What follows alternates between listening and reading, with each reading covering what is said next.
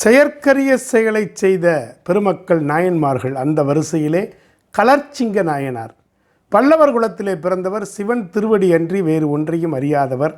தன் மனைவியோடு திருவாரூர் கோயிலுக்கு செல்கிறார். அங்கே இவர் இறைவனை சென்று தரிசிக்கிற நேரத்திலே அவருடைய மனைவி அரசி மாலை தொடுக்கிற மண்டபத்திலே ஒரு மலரை எடுத்து முகர்ந்து பார்க்கிறார்.